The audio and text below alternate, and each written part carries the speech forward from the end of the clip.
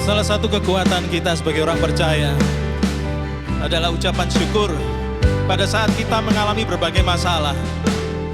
Tetap belajar mengucap syukur dan mengatakan terima kasih Tuhan, itu bukan hal yang mudah. Tapi saya ajak setiap Anda dimanapun berada saat ini, dalam keadaan apapun, tanggalkan semua beban dan masalah. Saya ajak kita sama-sama datang dan menyembah Tuhan dan katakan terima kasih Tuhan, terima kasih Tuhan. Terima kasih Tuhan untuk kasih setiamu yang ku alami dalam hidupku. Terima kasih Yesus untuk kebaikanmu sepanjang hidupku.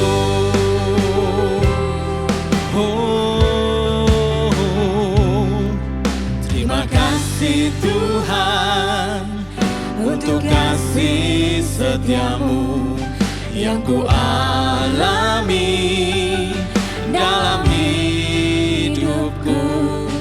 Terima kasih Yesus untuk kebaikanmu sepanjang hidupku. Terima kasih Yesusku buat anugerah yang kau beri. Sebab hari ini Tuhan adakan syukur bagimu. Ucapkan syukur buat Tuhan. Terima kasih Tuhan, terima kasih Tuhan. Mari bersama-sama seluruh jemaat katakan terima kasih Tuhan. Terima kasih Tuhan untuk kasih setiamu yang ku alami dalam hidupku. Terima kasih Yesus untuk kebaikanmu sepanjang hidupku. Katakan terima kasih Yesus. Terima kasih Yesusku buat anugerah yang kau beri. Sebab hari ini Tuhan adakan syukur bagimu. Terima kasih, terima kasih Yesusku buat anugerah yang kau beri. Sebab hari ini Tuhan adakan syukur bagimu. Kami bersyukur Tuhan. Ucapkan syukur dan terima kasih kita buat Tuhan, karena Engkau sungguh baik Tuhan, teramat baik dalam hidup kami Tuhan.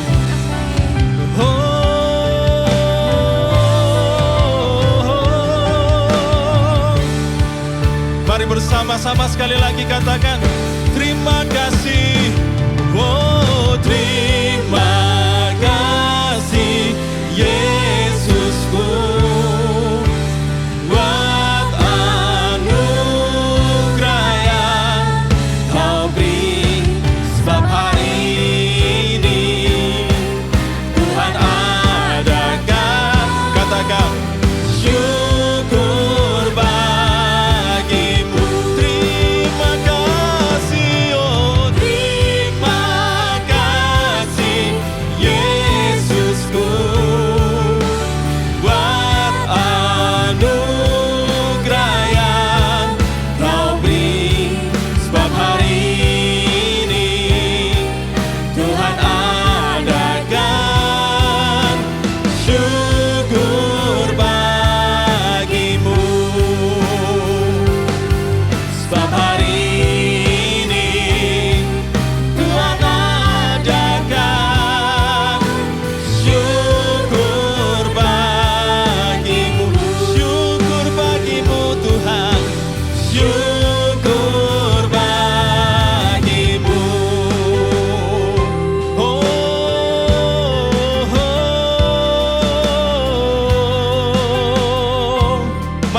pagi ini kita sama-sama datang menyembah Tuhan. Haleluya.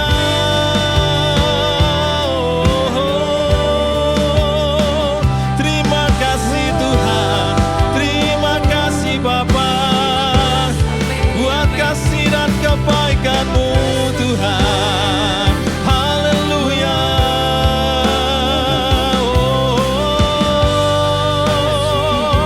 Mari sama-sama datang dengan ucapan syukur kita di hadapan Tuhan dan katakan terima kasih Tuhan, terima kasih Tuhan. Haleluya.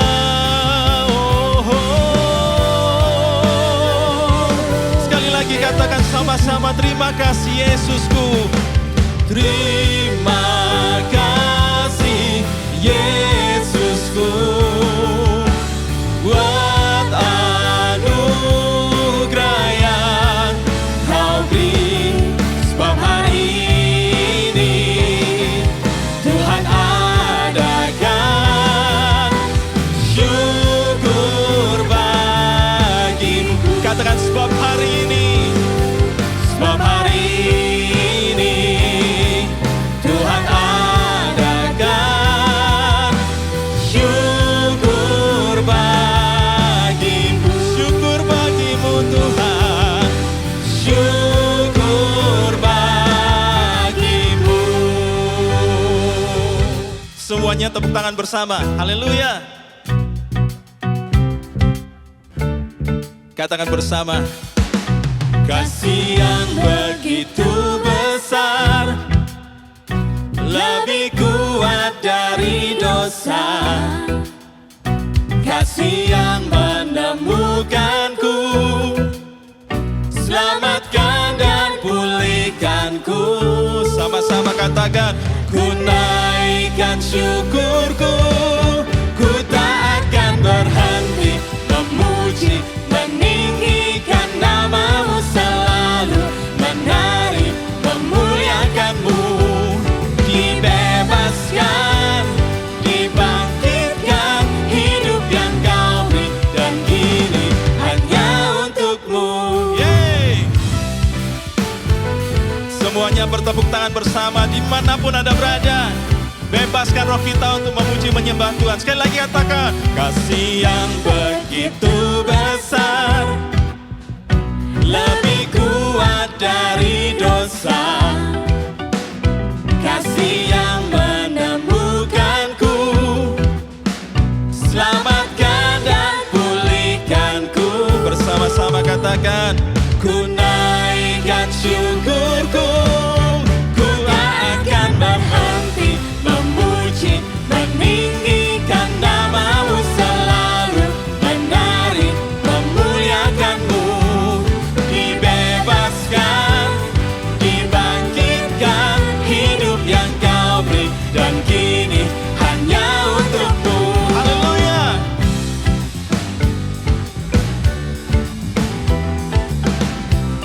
Ada sukacita di tempat, ada sukacita di hadapan Tuhan. Haleluya.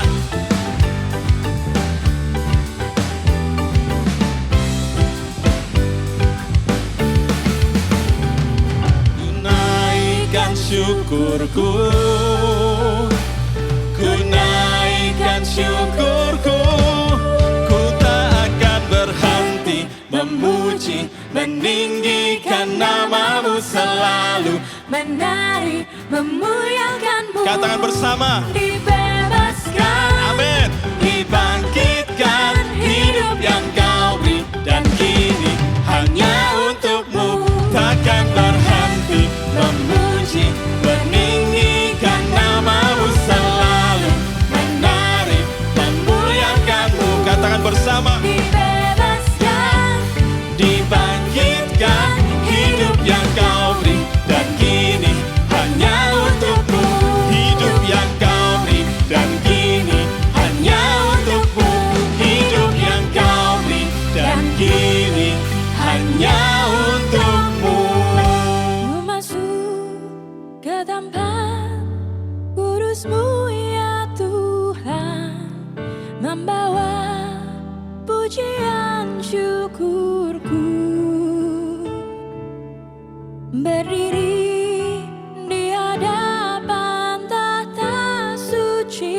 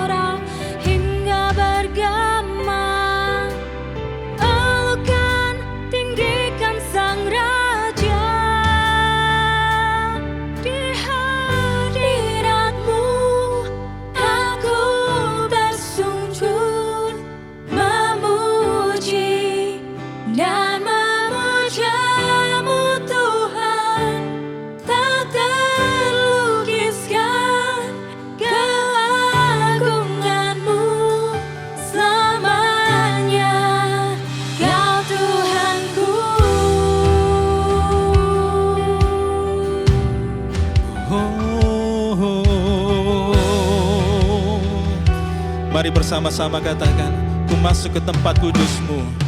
Ku masuk ke tempat kudus-Mu ya Tuhan, membawa pujian syukurku, berdiri di hadapan tata suci-Mu, naikkan penyembahanku. Ku dengar suara malaikat berseru, kudus, kudus, kuduslah Tuhan. Seisi surga bersorak hingga bergema, ulukan, tinggikan Sang Raja.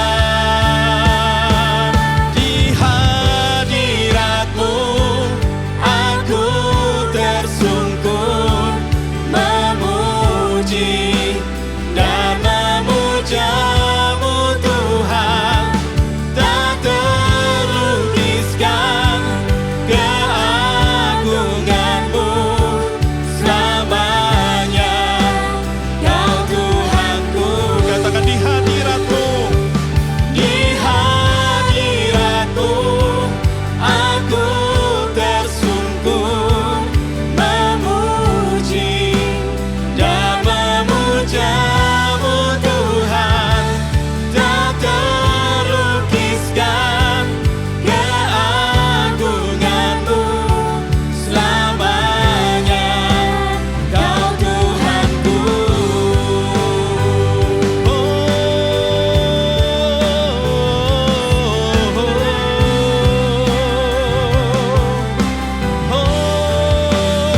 Haleluya.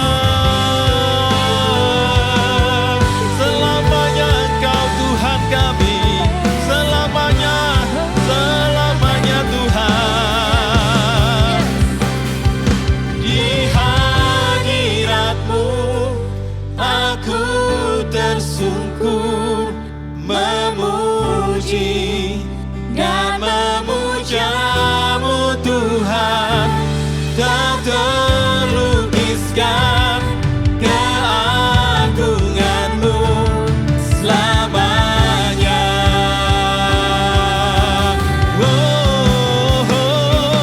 Di hadirat-Mu aku tersungkur, memuji dan memuja-Mu Tuhan. Tak terlukiskan keagungan-Mu selamanya, Kau Tuhanku. Selamanya, Kau Tuhanku. Selamanya.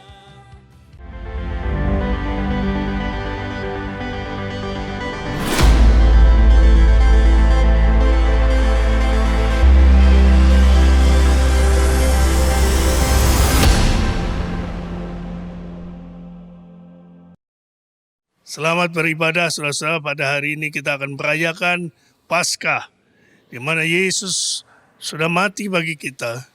Dia dikuburkan, 3 hari kemudian Dia bangkit dan hidup bagi kita semua. Dia naik ke surga dan dicurahkan Roh Kudus-Nya bagi kita semua. Mari kita percayai bahwa Yesus sudah membebaskan kita dari dosa. Sebelum kita akan berdoa untuk memulai ibadah kita, saya akan bacakan ayat firman Tuhan dalam Roma pasal yang ke-6, mulai dari ayat yang ke-8, demikian bunyinya. Jadi, jika kita telah mati dengan Kristus, kita percaya bahwa kita akan hidup juga dengan Dia. Karena kita tahu bahwa Kristus sesudah Ia bangkit dari antara orang mati, tidak mati lagi, maut tidak berkuasa lagi atas Dia. Sebab kematiannya adalah kematian terhadap dosa satu kali dan untuk selama-lamanya. Dan kehidupannya adalah kehidupan bagi Allah. Demikianlah hendaknya kamu memandangnya, bahwa kamu telah mati bagi dosa, tetapi kamu hidup bagi Allah dalam Kristus Yesus. Ayat 12, sebab itu hendaklah dosa jangan berkuasa lagi di dalam tubuhmu yang fana, supaya kamu jangan lagi menuruti keinginannya. Ayat 13, dan janganlah kamu menyerahkan anggota-anggota tubuhmu kepada dosa untuk dipakai sebagai senjata kelaliman. Tetapi serahkanlah dirimu kepada Allah sebagai orang-orang yang dahulu mati, tetapi yang sekarang hidup, dan serahkanlah anggota-anggota tubuhmu kepada Allah untuk menjadi senjata-senjata kebenaran. Mari kita berdoa. Bapa, kami mengucap syukur pada saat ini bahwa Engkau telah mati bagi kami. Engkau dikuburkan dan kami percaya Tuhan seperti firman-Mu berkata 3 hari kemudian Engkau bangkit dan Engkau menjadi Allah yang hidup, tidak dikalahkan oleh maut tetapi telah mengalahkan maut. Dosa sudah dikalahkan. Oleh karenanya Tuhan, pagi hari saat ini Tuhan, kami ingin hidup kami sungguh-sungguh menyenangkan hati-Mu. Biarlah seluruh anggota tubuh kami, seluruh kehidupan kami berkenan bagi kemuliaan nama-Mu. Berkatilah ibadah kami, dan biarlah hari ini merupakan perayaan kemenangan di dalam kebangkitan-Mu. Di dalam nama Tuhan Yesus, kami akan mulai ibadah kami. Haleluya. Amin, amin, amin. Selamat Paskah. Mari kita datang dengan satu keyakinan bahwa dengan kebangkitan Kristus kita akan mengalami kemenangan. Dengan kebangkitan Kristus kita akan mengalami pemulihan. Dengan kebangkitan Kristus kita akan mengalami kemenangan. Haleluya. Yes. Terpuji nama-Mu Tuhan.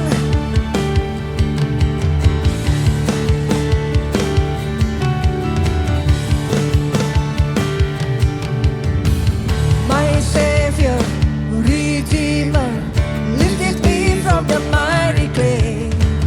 Almighty, forever, I will never be the same, 'cause you came near. From the everlasting to the world we'll leave, the Father's only Son.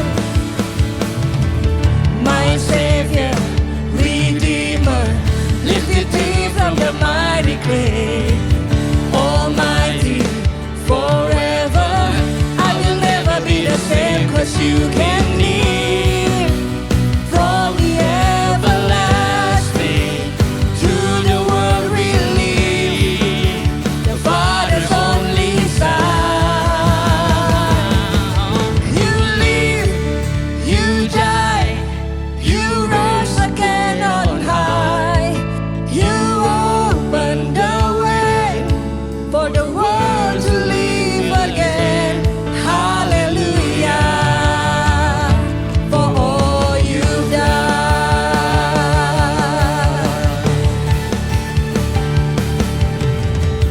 My Savior, Redeemer, lifted me from the mighty clay. Almighty, forever, I will never be the same, 'cause you came near. From the everlasting to the world we live, the Father's only Son. You live, you die, you rose again on high. You open the way for the world to live again. Hallelujah. For all you've done. Hallelujah.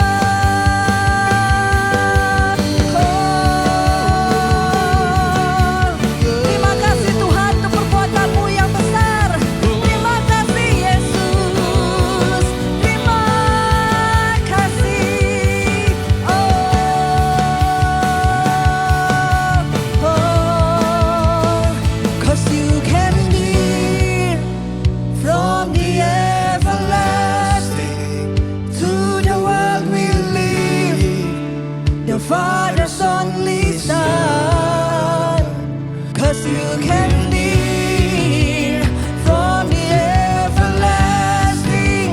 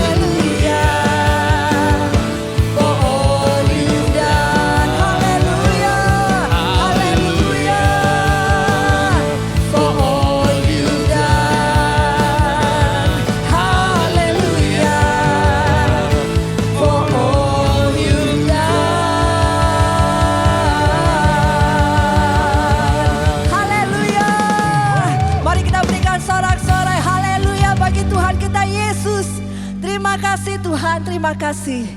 Kami datang saat ini Tuhan. Kami mengucap syukur karena kami mempunyai imam besar yang tidak saja duduk di atas tahta, tetapi imam besar yang dapat turut merasakan setiap kelemahan, setiap sakitan kami. Terima kasih Tuhan, terima kasih Yesus untuk kasih-Mu yang begitu besar dalam hidup kami.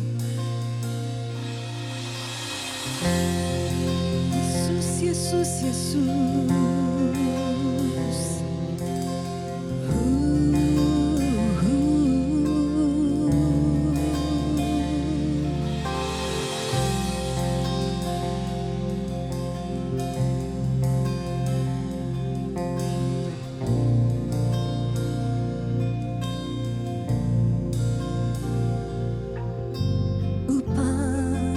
Dan kemuliaan-Mu, Imam besar maha agung, Kaulah pemilik hidupku, Yesus Kristus Tuhan.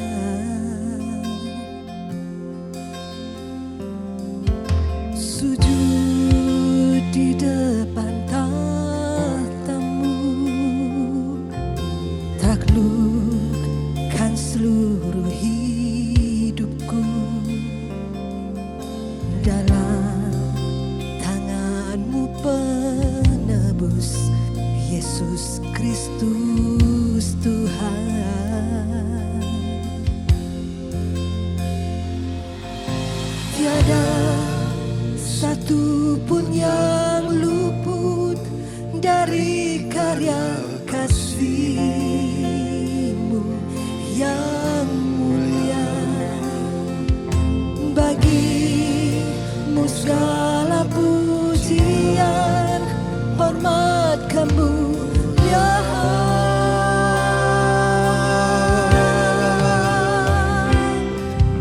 Engkau Tuhan ku tinggikan, yang bangkit dan menang, Yesus Kristus Tuhan.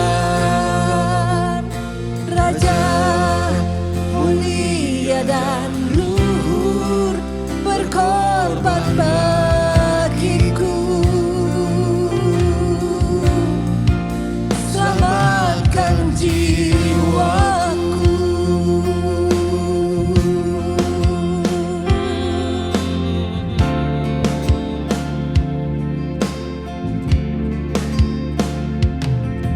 Sujud di depan tahta-Mu, taklukkan seluruh hidupku dalam tangan-Mu penebus, Yesus Kristus Tuhan.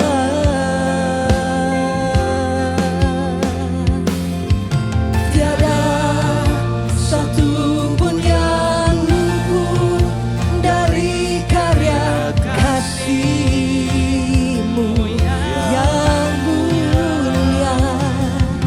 Bagi-Mu segala pujian, hormat, kemuliaan.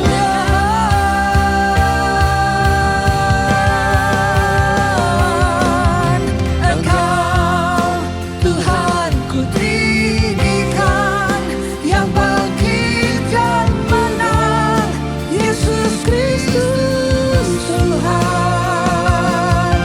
Raja mulia dan luhur, berkorban bagiku.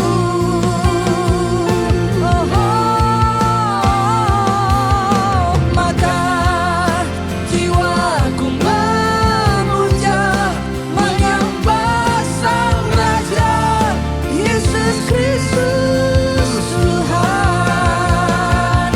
Kekal sempurna kuasa-Mu, agunglah karya-Mu, Yesus Kristus Tuhan.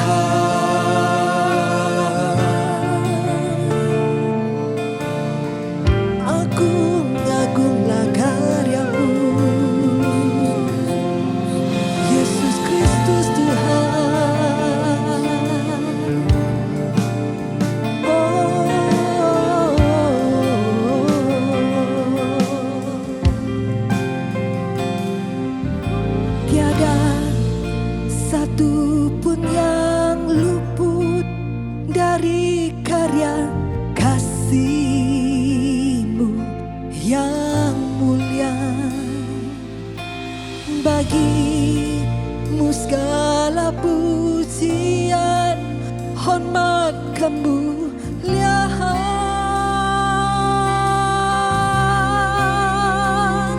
Tiada satu pun yang luput dari karya kasih-Mu yang mulia. Bagi-Mu segala pujian, hormat,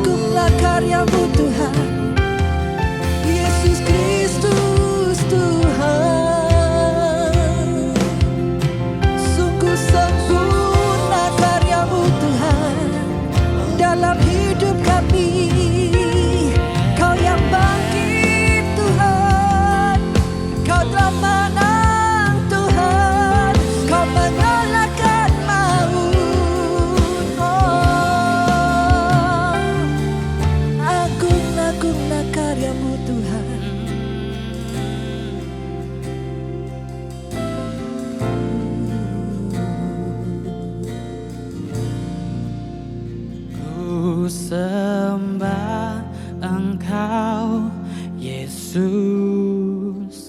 hanya Engkau, Allah di hidupku. Ya Tuhan, ya Tuhan, ya Tuhan. Tiada yang lain, hanya Kau, hanya Engkau Tuhan. Selamanya Kau tetap Allah, Amin, amin. walau dunia semua tergoncang, tak tergoyahkan Kau tetap Allah.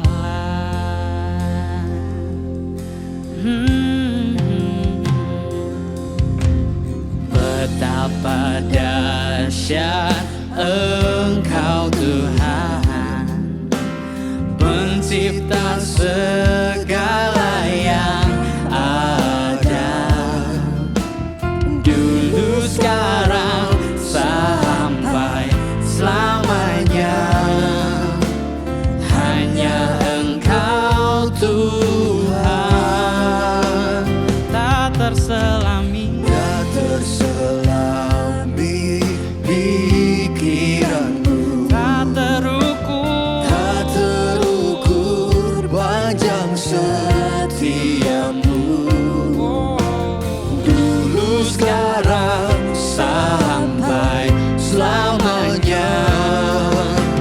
Hanya Engkau Tuhan, ku sembah Engkau Yesus. Hanya Engkau Allah di hidupku, tiada yang lain, hanya Kau, hanya Engkau Tuhan selamanya. Kau tetap Allah, walau dunia semua bergoncang, tak tergoyahkan. Kau tetap Allah, hanya namamu yang ku sembah. Ku sembah Engkau Yesus. Hanya Engkau Allah di hidupku,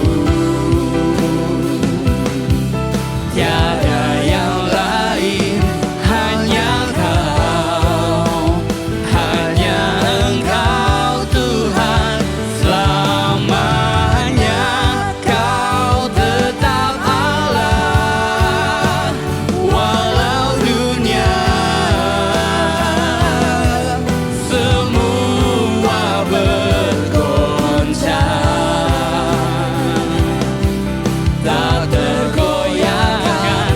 Kau tetap Allah, ku sembah Engkau Yesus. Hanya Engkau Allah di hidupku,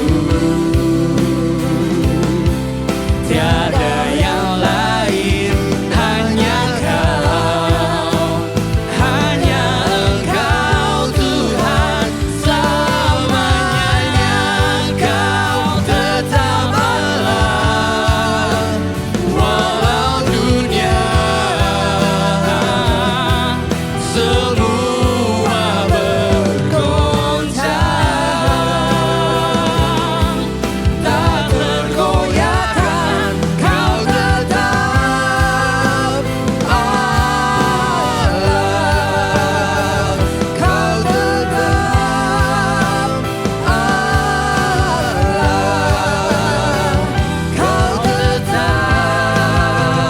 Allah, Kau tetap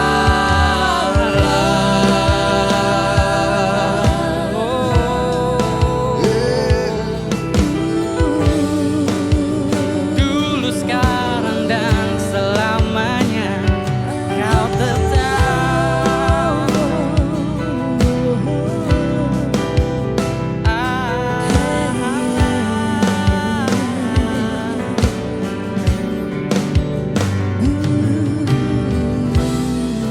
tak tergantikan Tuhan sosok-Mu di dalam kehidupanku, di dalam kehidupan setiap kami. Dari dulu, sekarang, dan sampai selama-lamanya, Engkau saja yang berkuasa di dalam setiap pribadi kami Tuhan. Di dalam setiap perbuatan, di dalam setiap tutur kata kami Tuhan. Dan di dalam setiap kehidupan kami, hanya Engkau saja Tuhan, pusat dari segalanya. Dan pada saat ini Tuhan, kami bersama-sama memuji dan mengagungkan, meninggikan nama-Mu dalam satu hati Tuhan, dalam satu waktu Tuhan. Karena Engkaulah yang layak, karena Engkaulah yang pantas Tuhan. Terima kasih Bapak, terima kasih atas hari ini. Terima kasih atas semua yang sudah Engkau berikan. Semua perlindungan-Mu, semua penyertaan-Mu, semua proses yang Kau bisa berikan dalam kehidupan kami Tuhan. Kami mengucap syukur, kami berterima kasih atas semua itu. Dan saat ini Tuhan, kami siap untuk lebih mengenal Engkau lagi Bapak. Biarlah firman-Mu sendiri yang meneruskan Tuhan, apa yang pikiran dan hati kami tidak bisa teruskan. Dan kami menyerahkan hati kami buka telinga kami hanya untuk firman-Mu saja Bapa. Terima kasih Bapa, terima kasih. Di dalam nama Tuhan Yesus kami berdoa dan mengucap syukur. Amin. Amin.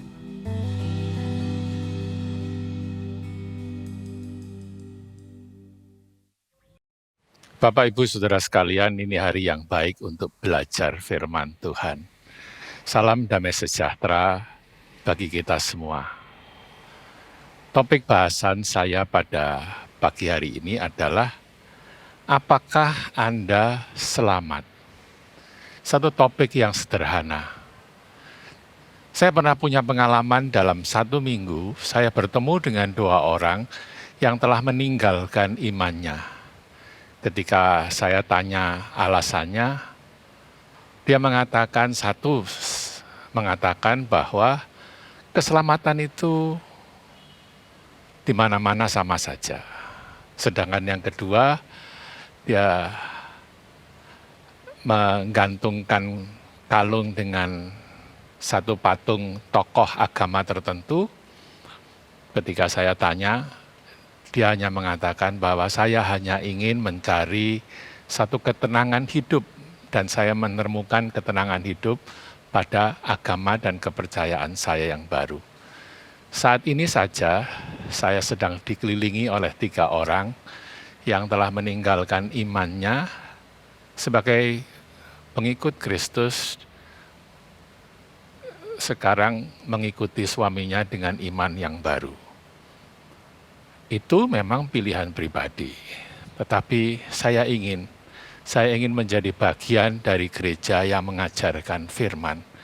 Karena saya percaya firman yang dipahami, firman yang diyakini, dan firman yang dijalani itu akan menjadi satu pondasi yang kokoh bagi kehidupan spiritual kita.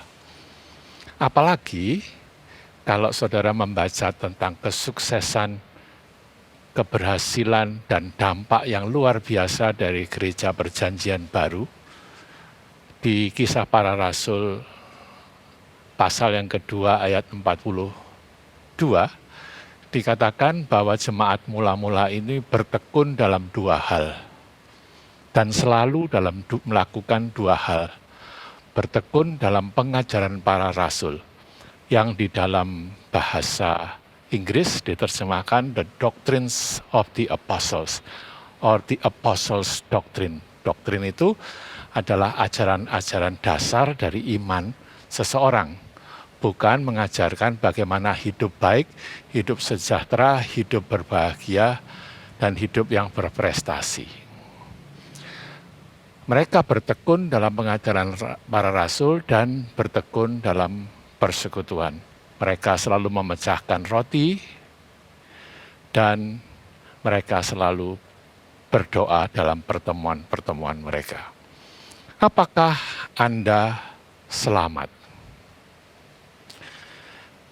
Di dalam Alkitab, khususnya kitab Injil dan Perjanjian Baru, kita bisa mempelajari ada 3 tahapan keselamatan yang sangat penting bagi kita. Karena kalau kita memahaminya, kita bisa menakar sampai di mana perjalanan iman kita. Yang pertama, tahap keselamatan menurut Alkitab adalah dibenarkan. Yang kedua, disucikan atau dikuduskan. Sedangkan yang ketiga, yang terakhir adalah dimuliakan. Tentu sebelum kita menentukan langkah-langkah ini, kita perlu menyadari bahwa kita ini adalah orang yang berdosa. Dalam Roma 3 ayat 23 dikatakan semua telah berbuat dosa dan kehilangan kemuliaan Allah. Tidak ada satu orang pun yang tidak berdosa. Dan karena dosa inilah dalam Roma 6 ayat 23 dikatakan bahwa upah dosa ialah maut atau kematian yang kekal. Mungkin saudara mengatakan bahwa saya masih hidup di dunia ini baik-baik saja hidup saya. Ya ini jadi masalah memang. Ketika hidup kita baik-baik saja, seringkali kita tidak menyadari bahwa kita sedang menjalani kematian rohani. Manusia diciptakan sebagai makhluk yang paling dimuliakan dari makhluk-makhluk yang lain. Dan manusia telah kehilangan kemuliaannya itu ketika dia berdosa. Dan keturunan-keturunan manusia menjadi keturunan yang berdosa karena dosa itu sudah masuk dalam DNA, dalam kromosomnya. Kain dan Habil keturunan kedua, setelah keturunan pertama malah, dari Adam dan Hawa, itu tidak perlu diajari untuk membunuh dan iri hati. Itulah yang mereka lakukan secara spontan. Karena iri, maka terjadilah pembunuhan yang pertama kali dalam kehidupan manusia. Kita semua sudah berdosa. Dan karena dosa itu kita mati. Kenapa mati? Karena kita terpisah dari Allah kita. Kita diciptakan sebagai makhluk yang punya relasi yang kuat dengan Allah. Mungkin dari tampak luarnya saja kita masih baik-baik saja, tetapi dari dalamnya tidak ada lagi kehidupan seperti original creation atau ciptaan asli dari Allah. Kalau saudara melihat sebuah komputer atau laptop ini, laptop ini dari luar kelihatannya memang masih baik. Tetapi ketika tidak ada koneksi dengan listrik, maka laptop ini tidak akan berjalan dengan baik. Hanya tampak luarnya yang masih normal, tetapi fungsinya sudah jauh dari apa yang dimaksudkan pada waktu dia pertama kali diciptakan. Dan kematian ini harus kita sadari. Saya terus terang menjadi orang yang banyak bergumul sebelum memutuskan untuk beriman kepada Kristus. Karena saya merasa bahwa hidup saya baik-baik saja. Tetapi sekarang pertanyaannya adalah, menurut siapa baik? Kalau kita menakar hidup kita sesuai dengan firman Tuhan, maka firman Tuhanlah yang menjadi standar kehidupan baik buruknya kehidupan kita. Dan kalau kita diukur dari firman Tuhan, jelas kehidupan kita jauh dari baik.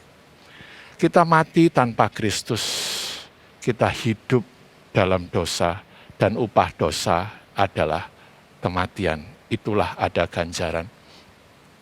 Bahkan kalau saudara membaca Yesaya 64 ayat 5-6, sebetulnya kita bukan hanya mati saja, tetapi kita layak untuk dimurkai oleh Tuhan sebab kita sudah berdosa. Saya bacakan Yesaya 64 ayat yang ke-5 dan ke-6. Engkau ini murka sebab kami berdosa terhadap engkau, kami memberontak sejak dahulu kala. Mungkin berhenti di situ dahulu. Kelihatannya saudara, kalau saudara tidak paham ayat-ayat ini, saudara bisa menuduh Allah itu lebay, ribet amat. Mosok kehilangan satu buah saja yang dilarang dimakan dan dimakan bersama oleh Adam dan Hawa, lalu Allah jadi sewot, jadi kehilangan kendali, jadi emosional dan semua kemudian dijatuhkan akibatnya kepada Adam, Hawa dan keturunannya.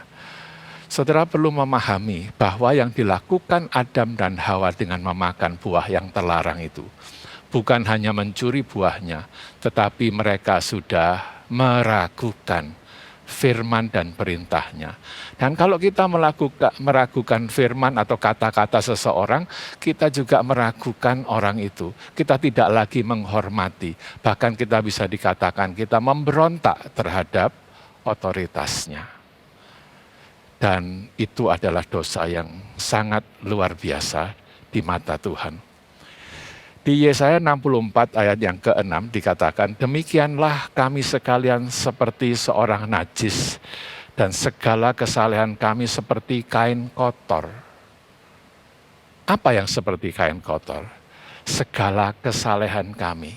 Artinya, segala sesuatu yang kita lakukan untuk menyelamatkan diri dari dosa dan akibatnya, itu tidak ada artinya di mata Tuhan.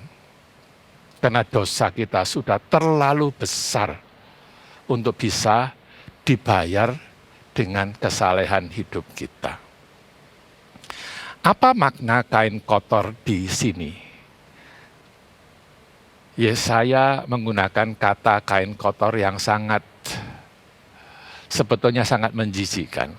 Karena arti kain kotor ini adalah kain yang dipakai oleh para wanita pada waktu itu untuk menampung darah menstruasi atau darah haidnya. Dan di Perjanjian Lama atau di masa orang Yahudi, seorang wanita yang haid itu najis sehingga tidak boleh masuk ke bait suci dan tidak boleh untuk berdoa bersama-sama sebelum haidnya berhenti. Demikianlah segala perbuatan baik kita. Bukan sekedar perbuatan baik, kesalehan kita. Kesalehan itu apa sih? Kesalehan adalah perbuatan baik yang kita lakukan untuk demi kepercayaan kita. Misalnya berdoa, berpuasa, bersedekah, ya, menyampaikan hal-hal yang baik, menjauhi larangannya, melakukan perintahnya. Semua itu kita lakukan demi kesalehan, karena supaya kita diselamatkan. Firman Tuhan katakan, kita seperti kain kotor, seperti seorang yang najis. Nah terus bagaimana sekarang? Kita tidak bisa menolong diri kita sendiri. Kita tidak bisa menyelamatkan diri kita sendiri. Syukur kepada Tuhan. Karena anugerah, rahmat-Nya, kasih-Nya, Dia memberikan jalan keluar. Dia kirimkan anak-Nya yang tunggal untuk mati. Semua upah, semua hukuman dosa ditanggungnya di atas kayu salib. Sehingga murka Allah itu ditujukan kepada Tuhan Yesus Kristus di atas kayu salib. Saya ingin bertanya kepada saudara, kalau ada rumah yang terbakar habis dan kita mau membakarnya untuk kedua kali, apakah itu bisa? Jawabannya tidak bisa. Karena kalau rumah itu sudah terbakar habis, maka tidak ada lagi bahan-bahan dalam rumah itu yang bisa dibakar. Kalau murka Tuhan sudah ditujukan kepada Kristus dan membakar habis hidupnya di atas kayu salib, maka tidak akan lagi murka Allah yang akan bisa ditemukan karena dosa kita. Karena dosa kita telah ditutupi oleh darah Kristus dan kematiannya di atas kayu salib. Nah, mari kita melihat 3 langkah keselamatan menurut Alkitab. Tapi sebetulnya kita sudah memahami bahwa sebelum kita melangkah, kita menyadari bahwa kita adalah orang berdosa, kita adalah orang yang harusnya dimurkai, dan kita hidup di dalam dosa sehingga kondisi spiritual kita tanpa Kristus adalah mati. Langkah yang pertama, dibenarkan. Ini adalah tahap pertama, order pertama, atau urutan pertama. Kita dibenarkan di dalam Kristus. Pertanyaannya, bagaimana kita dibenarkan? Firman Tuhan mengatakan, kita dibenarkan hanya karena iman, hanya karena percaya, bukan karena perbuatan kita. Mari kita baca Galatia pasal yang kedua ayat yang ke-16. Kamu tahu bahwa tidak seorang pun yang dibenarkan oleh karena melakukan hukum Taurat, tetapi hanya oleh karena iman dalam Kristus Yesus. Dikatakan dibenarkan, kamu tidak dibenarkan karena melakukan hukum Taurat. Kalau saudara pahami fungsi hukum itu adalah untuk menentukan orang itu salah atau tidak. Bukan untuk menentukan orang itu benar. Kalau orangnya sudah benar, tidak perlu lagi dilihat dari segi hukumnya. Jadi, kita tidak mungkin dibenarkan dengan mengikuti hukum. Kalau saudara masih ngotot, sekarang ambil saja 10 hukum Allah. Dari 631 hukum Taurat yang ada di perjanjian lama. Dari 10 hukum saja, jangan ada ilah lain dan jangan menyembahnya. Hormatilah orang tuamu, jangan mencuri, jangan berzina, jangan mengingini barang sesamamu. Dari situ saja, itu tadi belum sampai 10. Rasanya kita sudah salah banyak. Jadi hukum ini mengingatkan kita bahwa kita tidak sempurna dan tidak mungkin menyempurnakan diri kita sendiri. Tetapi dikatakan hanya oleh karena iman dalam Kristus kita dibenarkan. Bahkan dalam satu ayat ini luar biasa. Kata dibenarkan itu diulang 3 kali.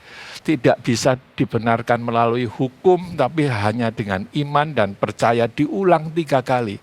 Sebab itu kami pun telah percaya kepada Kristus Yesus, supaya kami dibenarkan oleh karena iman dalam Kristus, dan bukan karena melakukan hukum Taurat. Sebab tidak ada seorang pun yang dibenarkan oleh karena melakukan hukum Taurat. Kalau saudara baca dalam Roma 3:28, Roma 5:1-4, Roma 8 ayat 1, 1 Korintus 6 ayat 11, semuanya mengatakan bahwa hanya oleh rahmat Allah saja kita dibenarkan. Dan barang siapa yang percaya pengorbanan Kristus, hanya dengan itu saja dia akan dibenarkan. Ada kisah perumpamaan yang disampaikan oleh Yesus kepada para muridnya. Dikatakan di dalam Lukas 18 ayat 10 sampai ke 14. Ada 2 orang pergi ke bait Allah untuk berdoa. Yang seorang adalah Farisi, yang lain adalah pemungut cukai. Orang Farisi ini berdiri dan berdoa dalam hatinya begini. Perhatikan doanya. Menurut saya doanya tidak ada yang salah dalam doa ini. Tetapi dalam kisah ini dia menjadi tokoh yang antagonis, tokoh yang disalahkan. Kenapa demikian? Mari kita lihat. Ini doanya. Ya Allah, aku mengucap syukur kepadamu. So far so good. Karena aku tidak sama seperti semua orang yang lain. Mungkin benar, karena dia berusaha untuk menjadi saleh. Aku bukan perampok, jelas bukan, jelas ini benar. Bukan orang lalim, bukan pezina, dan bukan juga seperti pemungut cukai ini. Aku berpuasa 2 kali seminggu, aku memberikan 1/10 dari segala penghasilanku. Yesus tidak mengatakan bahwa kata-kata yang dipilih oleh orang Farisi dalam doanya ini salah. Tetapi dia kontraskan dengan doa seorang pemungut cukai yang berdiri jauh-jauh bawah, bahkan ia tidak berani menengadah ke langit. Melainkan ia memukul diri sendiri dan berkata, sebelum saya bacakan, saya ingin katakan kepada saudara, setiap kali saya membaca kata-kata ini, ada sesuatu yang mengharukan yang terjadi dalam hidup, dalam hati dan pikiran saya. Inilah kata-kata doa dari pemungut cukai itu. Ya Allah, kasihanilah aku, orang berdosa ini. Sangat sederhana, tetapi sangat fundamental, sangat mendasar. Dan Yesus berkata, orang ini pulang ke rumahnya sebagai orang yang dibenarkan Allah, dan orang lain itu tidak. Walaupun doanya benar, orang Farisi itu tidak paham bahwa pembenaran atau untuk dibenarkan oleh Tuhan, oleh Allah sendiri, itu tidak bisa mengandalkan kesalehan manusiawi, tetapi mengandalkan belas kasihan dan rahmat ilahi. Sudahkah saudara melalui fase ini? Langkah pertama adalah dibenarkan di dalam Kristus. Dan itu sudah terjadi di masa yang lampau. Dan dibenarkan itu hanya karena kita percaya kepada Kristus. Tapi apakah kita berhenti sampai di sini? Jawabannya tidak. Tidak sesimpel itu. Satu kali seorang tokoh fiktif yang sering saya pakai untuk ilustrasi khotbah, namanya Adi dan dia seorang anak. Dia pulang marah-marah kepada guru agamanya yang menurut dia sudah mencurangi nilai pelajaran agamanya. Ibunya tanya, apa yang membuat kamu marah seperti itu, Adi? Ini loh Bu, lihat. Aku ini sudah buat nulis jawaban ulangan ini benar, masih disalahkan sama ibu guru. Ibunya melihat dan ibunya bisa membaca. Pertanyaannya sederhana, apa syaratnya masuk surga? Dan Adi dengan lugas menulis, mati dulu. Menurut Adi itu benar, karena kalau dia mati tidak bisa masuk surga. Kalau saudara menjadi ibunya, apa yang saudara akan jawab? Mudah-mudahan setelah mengikuti langkah kedua, langkah ketiga, dan menghafal bahwa langkah pertama itu adalah harus dibenarkan di dalam iman, saudara bisa menjadi ibu Adi yang lebih baik. Baik, dibenarkan di dalam Kristus, itu artinya kita dibebaskan dari hukuman dosa. Kalau kita yang sebelumnya mati tanpa Kristus, kita hidup di dalam dosa, sekarang kita bebas dari hukuman dosa. Langkah berikutnya adalah disucikan, dikuduskan, dikhususkan untuk maksud tertentu.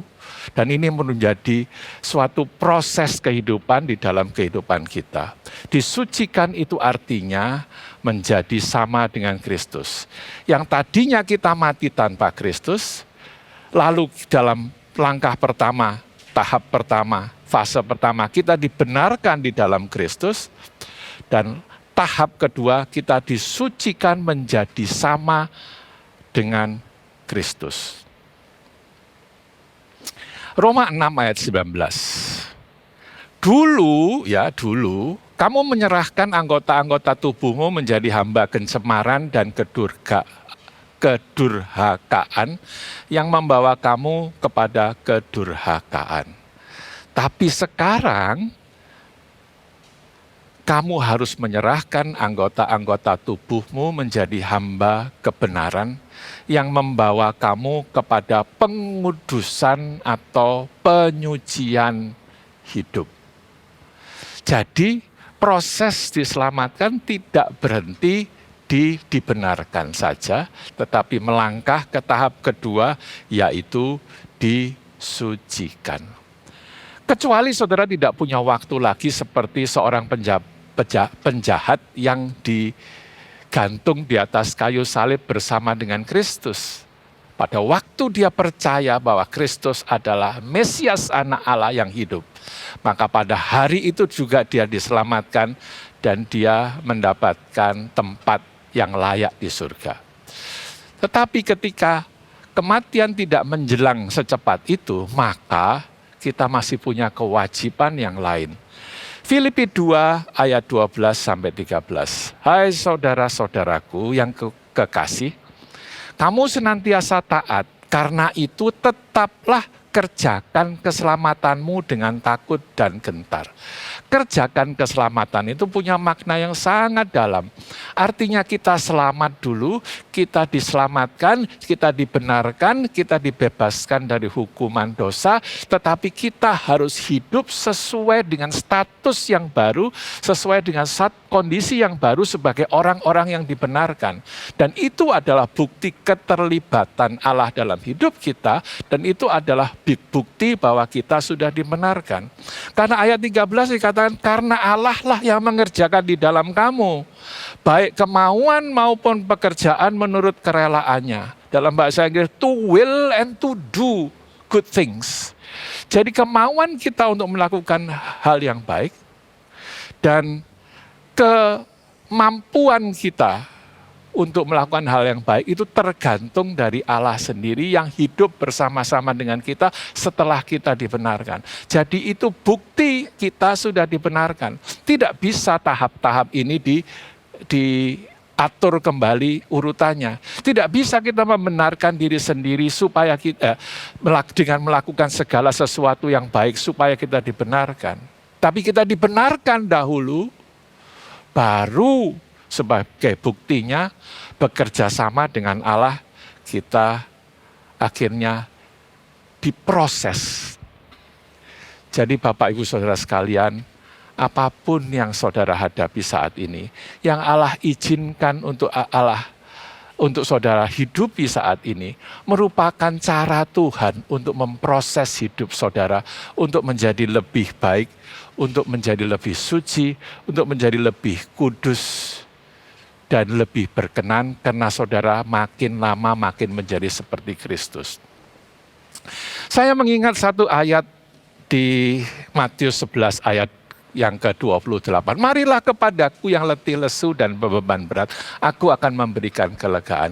Itu langkah pertama, yaitu kita datang kepada Kristus dengan iman dan menyerahkan semua beban dosa kita yang menghimpit kehidupan kita.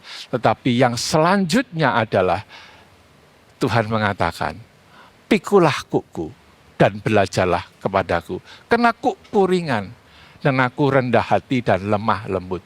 Saudara, kita tidak berhenti pada dibenarkan dan dilepaskan dari akibat atau hukuman dosa. Tapi kita perlu melanjutkan dengan belajar menjadi seperti Kristus. Lemah lembut dan rendah hati. Ada satu kisah yang menarik tentang menjadi seperti Kristus. Tahun 1945, seorang tentara Amerika sedang berjalan di kota London yang baru saja diluluh lantahkan oleh pemboman Nazi Jerman. Dan dia melihat satu-satunya toko roti yang sedang membuat roti donat ada di sebelah kiri jalan tersebut. Dan dia melihat seorang anak yang lusuh, seorang anak yatim piatu sedang menempelkan wajahnya, melihat ke dalam, melongok ke dalam dengan air liur yang menetes keluar karena dia menginginkan donat-donat tersebut. Tentara Amerika ini kemudian menghentikan jeep yang dikendarainya. Dia melompat keluar dan bertanya kepada anak ini, apakah kamu mau donat-donat itu? Anak itu mengatakan, yes sir. Dan tentara Amerika ini masuk, membeli satu lusin donat, dibawa keluar dan diberikan kepada anak ini dengan cuma-cuma. Lalu dia meninggalkan anak ini. 2 langkah meninggalkan anak, dia merasa ada tarikan di bagian belakang dari seragamnya. Dia melihat ke belakang dan dia melihat anak ini kembali. Dan anak ini bertanya satu pertanyaan yang luar biasa. Dalam bahasa Inggris pertanyaannya itu adalah, Mister, are you God? Tuan, apakah engkau Allah? Apakah engkau Tuhan? Pertanyaan kita sekarang adalah, apakah orang bisa melihat perbuatan baik kita dan memuliakan Allah yang kita sembah? Atau justru sebaliknya? Ya, ini ini kelakar saja. Jangan sampai orang menyebut nama saudara dan kemudian orang mengatakan, oh itu, setan itu. Wah, jangan sampai terjadi seperti itu. Ini saya ceritakan, ini fiktif. Saya kisahkan supaya saudara paham yang saya maksudkan. Yang tiga, yang terakhir adalah langkah yang terakhir adalah dimuliakan bersama dengan Kristus. Jadi langkah yang pertama dibenarkan di dalam Kristus, langkah yang kedua disucikan menjadi sama dengan Kristus, dan langkah yang terakhir dimuliakan bersama dengan Kristus. Langkah yang pertama dibenarkan di dalam Kristus sudah menjadi kenyataan. Mudah-mudahan demikian dalam hidup saudara. Tetapi disucikan menjadi seperti Kristus sedang terjadi, karena ini proses yang akan berakhir ketika kita mati atau ketika Tuhan datang kembali. Dan dimuliakan bersama dengan Kristus adalah tahap terakhir, tahap yang akan datang. Roma 5 ayat 1 dan kedua, sebab itu kita yang dibenarkan karena iman, kita sekarang hidup dalam damai sejahtera dengan Allah oleh karena Tuhan kita Yesus Kristus. Oleh Dia kita juga beroleh jalan masuk oleh iman kepada kasih karunia ini. Di dalam kasih karunia ini kita berdiri dan kita bermegah dalam pengharapan akan menerima apa? Kemuliaan Allah. Roma 8 ayat 16-17. Roh itu bersaksi bersama-sama dengan roh kita bahwa kita adalah anak-anak Allah. Dan jika kita adalah anak, maka kita juga adalah ahli waris. Maksudnya orang-orang yang berhak menerima janji-janji Allah yang akan menerimanya bersama-sama dengan Kristus. Yaitu, mari baca bersama-sama, jika kita menderita bersama-sama dengan Dia, supaya kita juga dipermuliakan bersama-sama dengan Dia. Saudara, para murid, 3 murid yang paling dekat dengan Tuhan Yesus, pernah melihat Yesus dimuliakan di muka bumi ketika itu. Situasi mereka di atas gunung dan muncul sosok-sosok 2 orang tokoh nabi di dalam perjanjian baru. Dan ketika mereka lihat kemuliaan itu, mereka tidak mau turun gunung dan mereka bilang, kita tinggal di sini saja. Tetapi tentu itu tidak terjadi karena tugas mereka bukan hanya menikmati kemuliaan, karena waktunya belum selesai.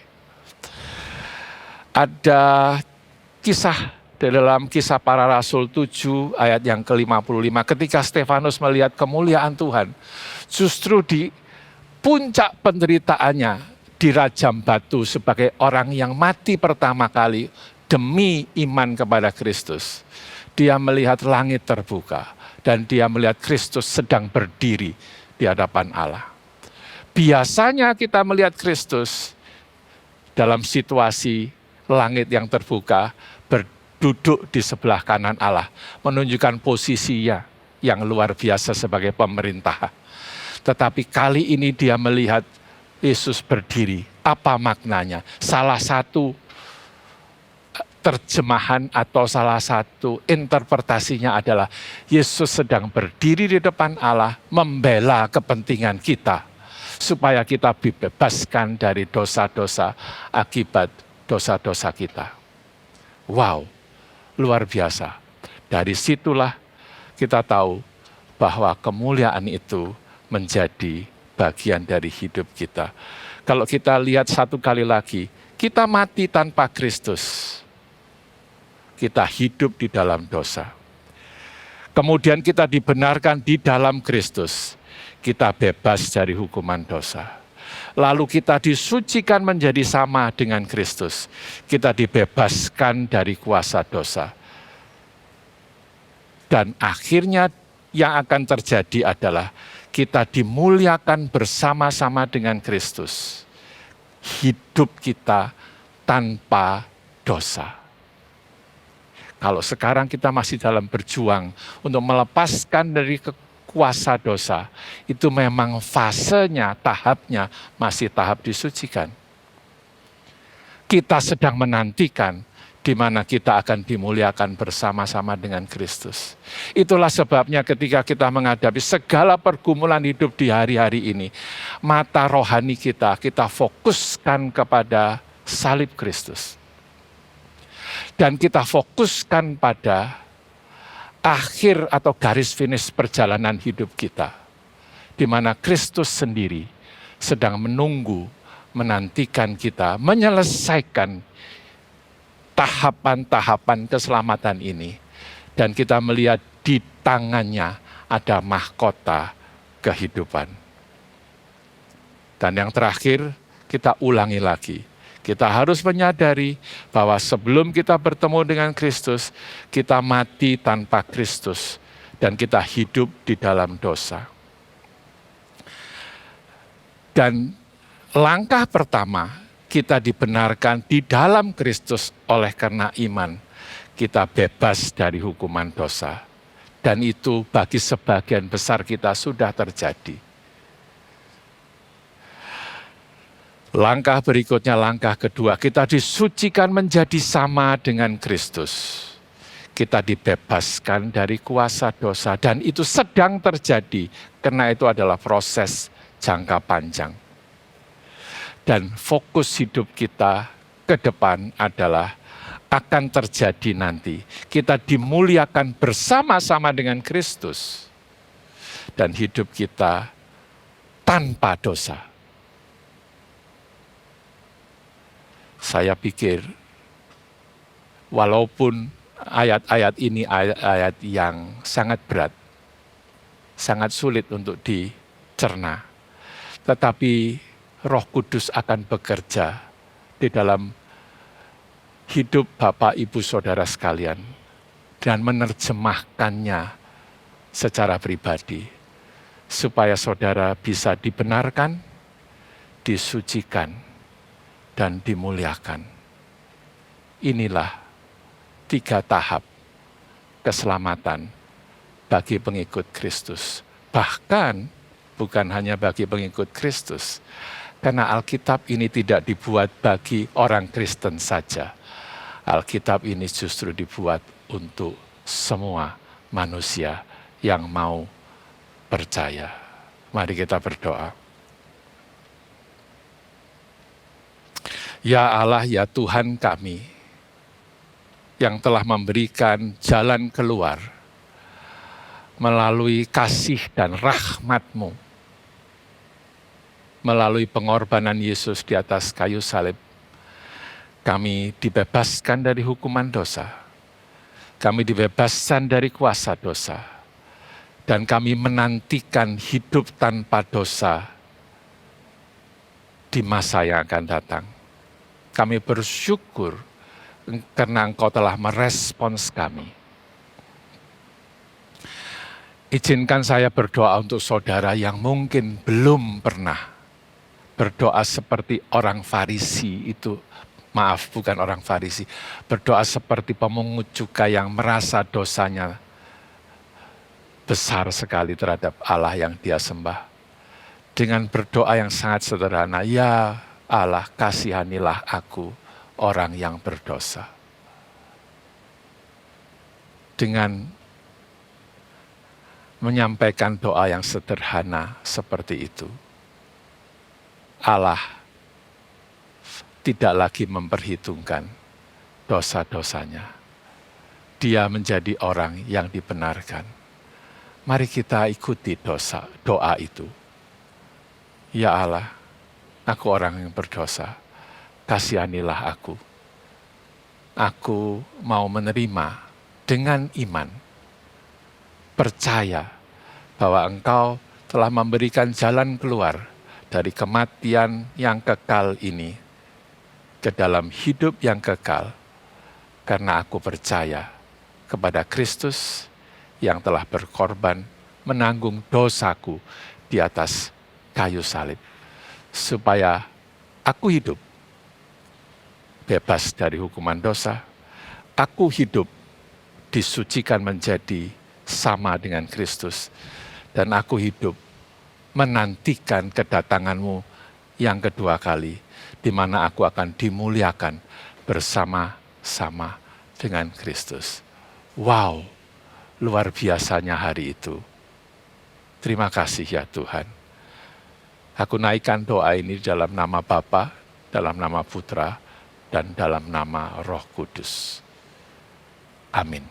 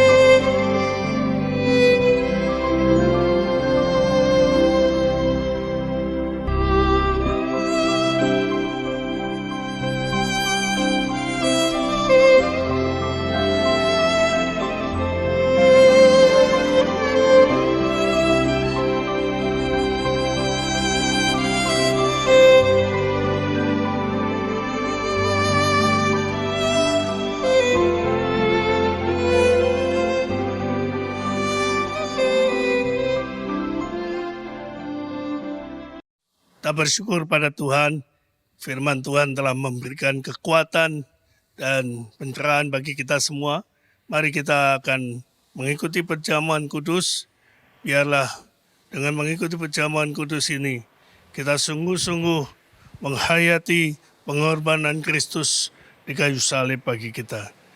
Bagi saudara-saudara yang sudah mendapatkan roti dan anggur, silakan dipersiapkan. Dan mari kita sebelum mengambil roti dan anggur untuk kita makan dan minum bersama-sama, saya akan bacakan firman Tuhan yang sungguh-sungguh menyadarkan kita bahwa Tuhan pada malam itu sebelum dia diserahkan mengambil roti dan sesudah itu ia mengucap syukur atasnya. Ia memecah-mecahkannya dan berkata, inilah tubuhku yang diserahkan bagi kamu. Perbuatlah ini menjadi peringatan akan aku. Saudara-saudara, mari kita pegang roti di tangan kanan kita. Ucapkanlah syukur kepada Tuhan. Sebab hari itu Tuhan mengucap syukur. Diambilnya roti dan dipecah-pecahkannya, katanya, inilah tubuhku yang sudah diserahkan bagi kamu. Saudara-saudara yang sekalian, mari kita memakan bersama-sama dan mengucap syukur atas pengorbanan Kristus. Di dalam nama Tuhan Yesus.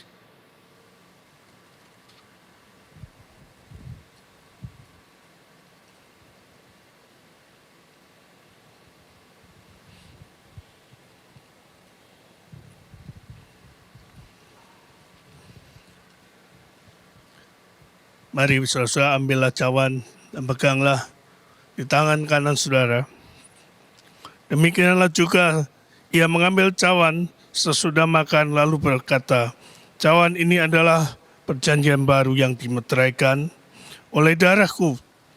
Perbuatlah ini setiap kali kamu meminumnya menjadi peringatan akan aku. Saudara-saudara, darah Yesus sudah dicurahkan bagi kita semua. Dosamu yang merah seperti kemisi sudah disucikan seperti salju. Dan percayalah mulai hari ini dosamu sudah diampuni. Mari kita minum anggur ini dengan rasa syukur dan imani bahwa dosa pelanggaranmu sudah diampuni dan disucikan. Di dalam nama Tuhan Yesus kami minum. Terima kasih Tuhan. Mari angkat tangan saudara, naikkan syukur kepada Tuhan. Sebab Tuhan yang sudah mati bagi engkau, dikuburkan, dan 3 hari kemudian dia bangkit. Hari ini kita sama-sama merayakannya. Mari saudara-saudara imani bahwa hidupmu sudah diampuni dari dosa-dosamu. Engkau sudah dibangkitkan. Engkau menjadi manusia yang baru. Engkau menjadi manusia yang dikuatkan kembali. Mari saudara-saudara, mulailah hidupmu dengan satu kekuatan yang baru. Karena Roh Kudus akan menolong saudara. Dan biarlah sejak hari ini, mari kita pakai hidup kita. Pakai seluruh bagian dalam tubuhmu untuk memuliakan Tuhan. Biarlah kuasa Tuhan menyertai kita semua. Terima kasih Tuhan untuk perjamuan kudus pada saat ini.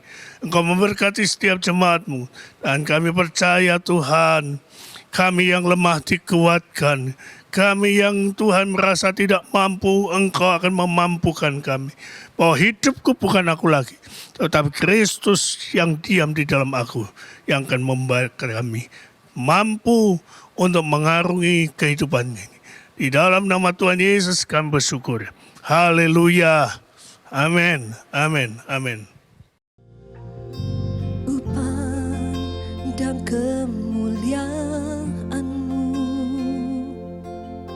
Imam besar maha agung, Kaulah pemilik hidupku, Yesus Kristus Tuhan.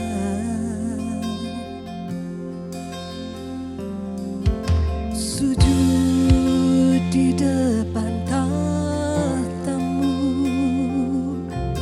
taklukkan seluruh hidupku. Dalam tangan-Mu penebus, Yesus Kristus Tuhan.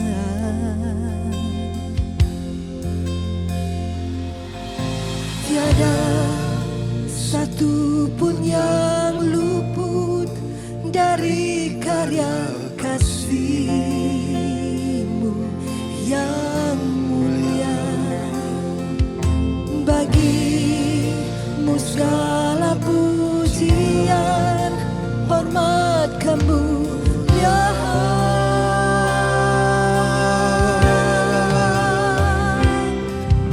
Engkau Tuhan ku tinggikan, yang bangkit dan menang, Yesus Kristus Tuhan. Raja mulia dan luhur, berkorban bagiku.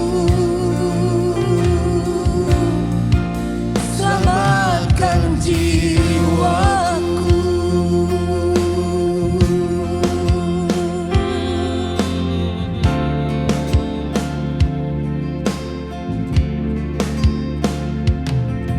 Sujud di depan tahta-Mu,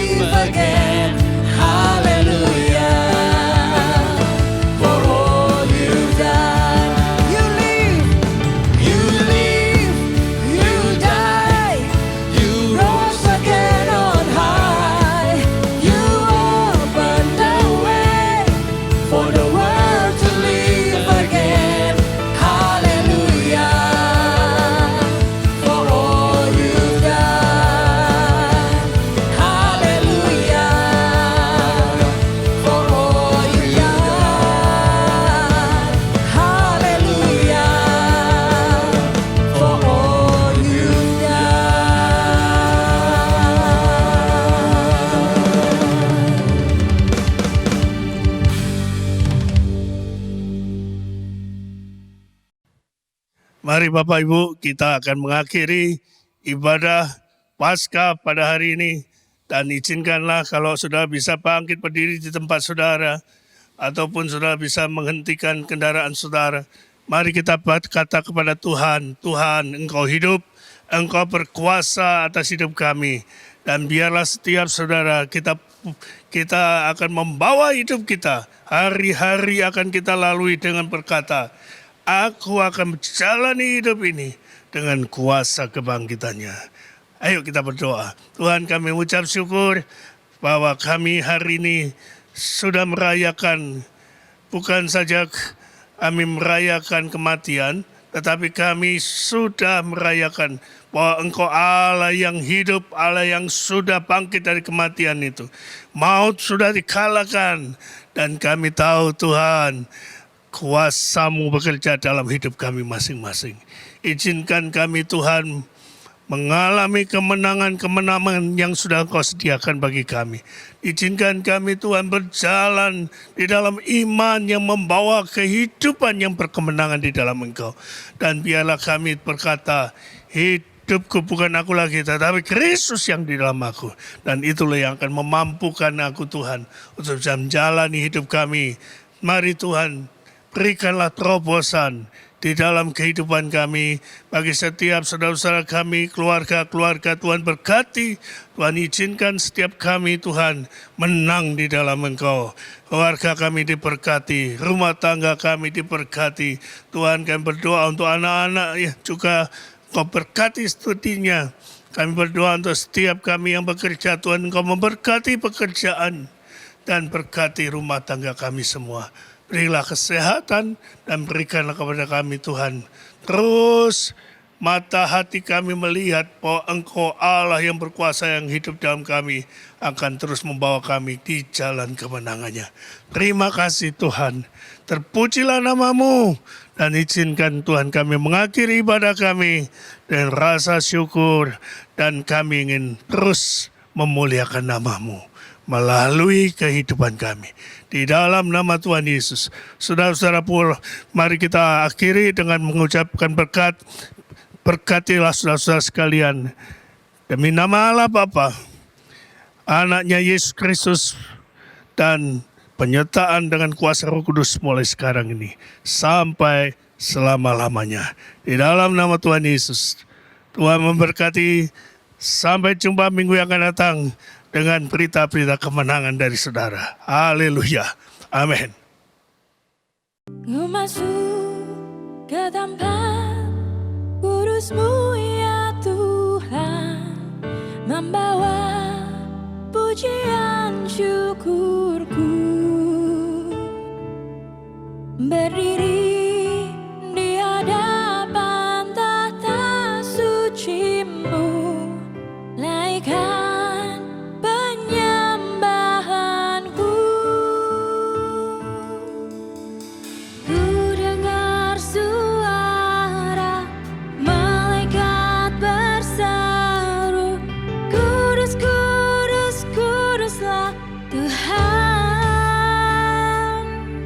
Seisi surga bersorak hingga bergema, elukan tinggikan Sang Raja. Di hadirat-Mu aku bersujud, memuji dan memuja-Mu Tuhan. Tak terlukiskan keagungan-Mu selamanya. Kau Tuhanku.